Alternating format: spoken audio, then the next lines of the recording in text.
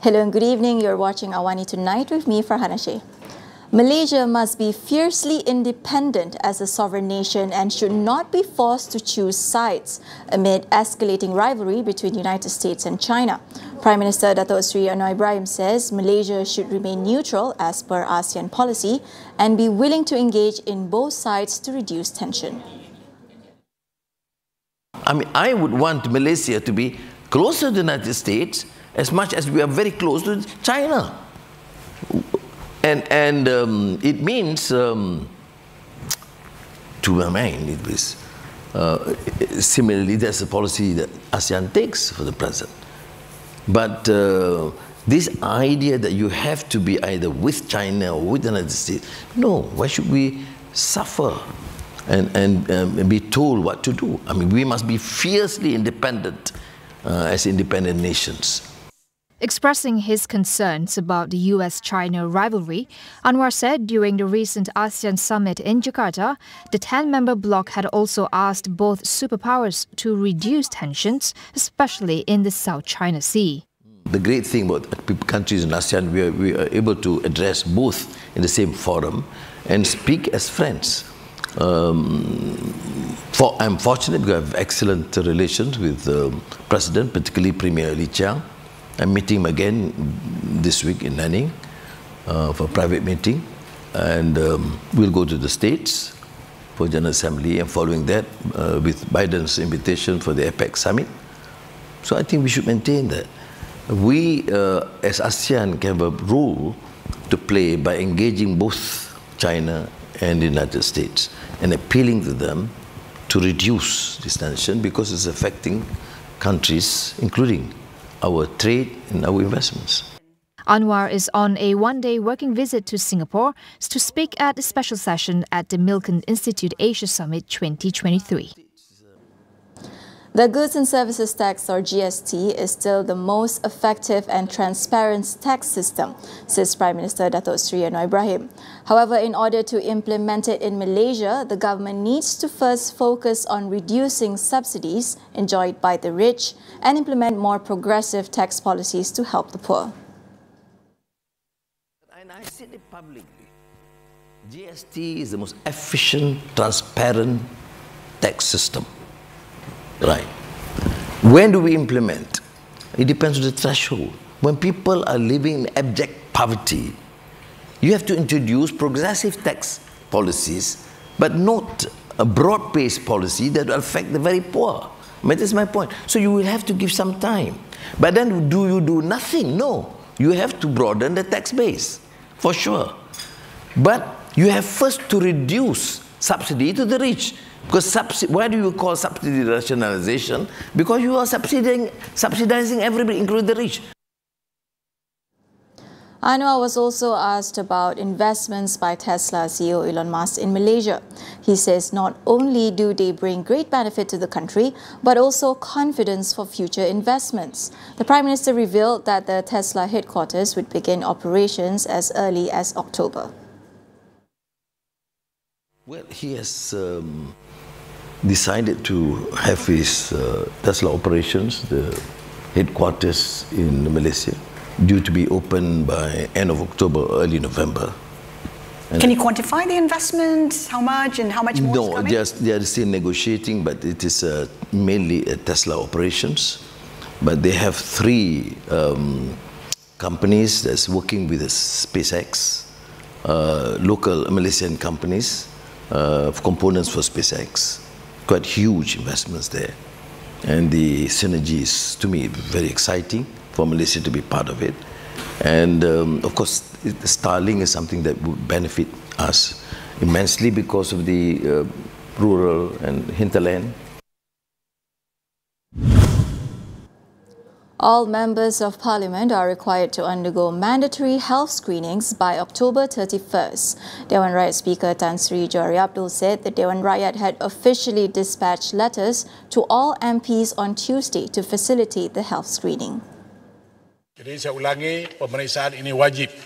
Saya sendiri telah melihat 11 MP kita tumbang dalam masa 15 tahun. Johari said he proposed the Ministry of Health to conduct regular medical checkups for all MPs to ensure continuous monitoring of their physical well-being. Dewan Speaker Tan Sri Johari Abdul have also suggested other tough measures against elected representatives in a series of parliamentary reforms, one of which is to deny MPs their daily allowance of about 500 ringgit if they are absent from parliament sessions. C4 Centre's Sudagaran Stanley lost the idea and calls on MPs to fully commit to their roles. It is the duty of the MP, of the Member of Parliament, to conduct and to commit himself fully as an MP to his constituency and carry out the responsibilities that are asked upon him. So, okay, we look at the responsibilities of an MP. What could a responsibility of an MP be? They're supposed to be passing laws in Parliament. They're supposed to be reviewing laws. They need to participate in select committees. They need to participate in the special select committees, in the APPGs. They should be part of the government task force that is being set up, to review different issues facing this country. Apart from that, they also play an oversight role into looking at how the government actually spends their money, how the government carries out their policies. And on top of all of this, they've also got their party work to do, right? Their political party work to do. So all of this takes on a very large amount of time. Now, how do you perform to the fullest if you are involved in different works in your life? So we know many MPs currently in Malaysia, they are involved in different businesses. They have various professional work alongside being MP at the same time. They've got business running, and then we've got the issue of where they're being involved in government-linked companies and so on. So this is what that we are trying to address here. We are trying to say, no one forces you to become an MP. Being an MP is your choice. You wanted to contest, you wanted to serve the public, you've come in.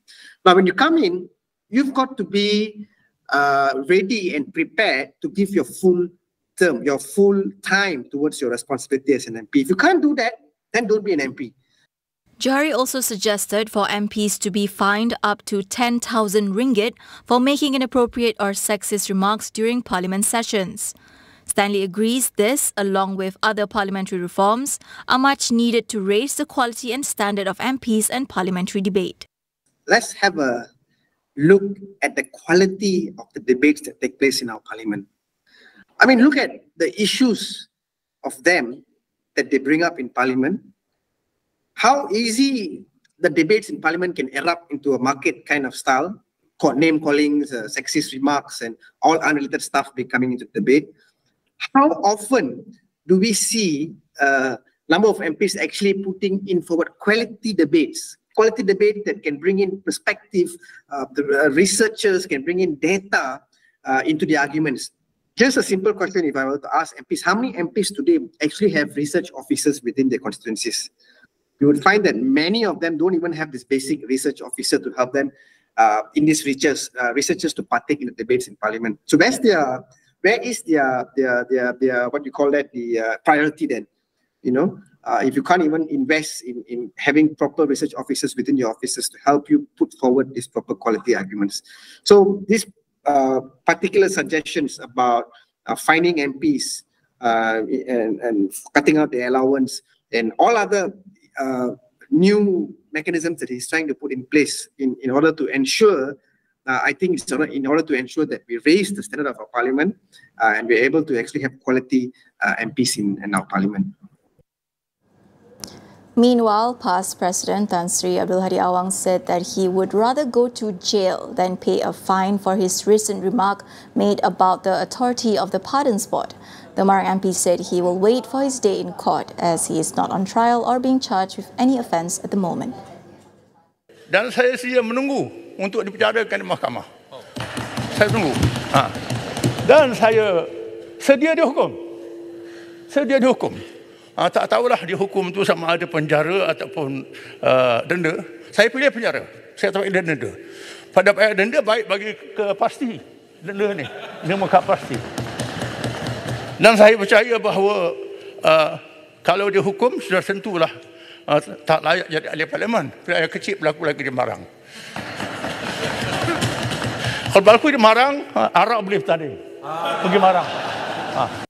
Hadi allegedly disputed the Pardons Board's authority on August 26 during a ceramah to campaign for the Perikatan Nasional candidates in the Pulai and Sempang Jeram by-elections.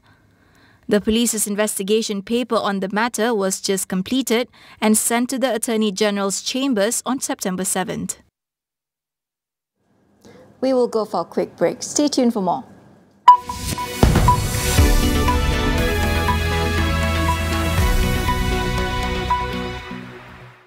Istimewa untuk anda. Nana dan juga Stacy, let's go! Kesembuhan. Penuh kemeriahan dan menghiburkan. Family Feud Malaysia, Isnin 11 malam di Astro dan Astro Go.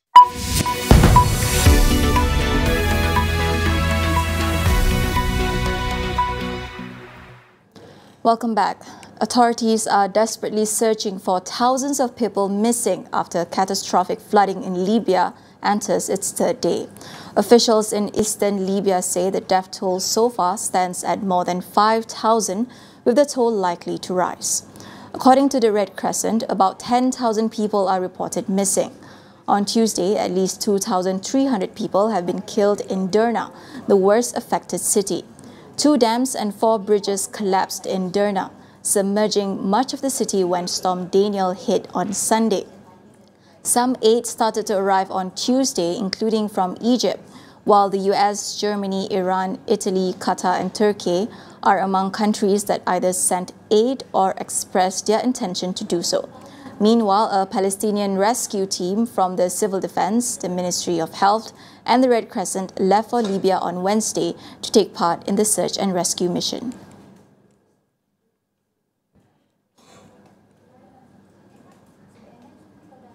In other news, Russian President Vladimir Putin has offered Kim Jong-un help in building satellites for North Korea. Meanwhile, Kim pledged support for the Kremlin's efforts in defending Russia's security interests. This comes as the two leaders held a summit at Vostochny Cosmodrome Space Center in Russia's Far East. During their 2-hour meeting, Kim told Putin that Pyongyang would stand with Moscow on the anti-imperialist front. Russian Defense Minister Sergei Shoigu was also present at the talks. The summit between the two leaders is being watched closely by the U.S. and its allies due to concerns that an arms deal may be finalized in relation to Russia's invasion of Ukraine. Hours ahead of the summit, North Korea launched 2 short-range ballistic missiles near the capital, the first such launch while Kim was abroad. Meanwhile, a fire in an apartment block in Vietnam's capital Hanoi killed at least 30 people and injured dozen others. The fire, which broke out late Tuesday night, has been extinguished, but rescue operations are ongoing. The cause of the blaze at the 9-story building is still being investigated, but witnesses say it started in the parking floor. 15 fire engines were deployed to assist, but could not get close to the burning apartment as it was down a narrow alley. The building's small balconies were surrounded by iron, with the block having only a single exit and no emergency ladder on the outside. Authorities previously highlighted that many newly built apartments in Hanoi do not meet fire safety regulations. The fast-growing city's population has quadrupled to 5.25 million in the past 20 years. Japanese Prime Minister Fumio Kishida has reshuffled his cabinet, tapping 5 women as ministers in a bid to boost his government's popularity.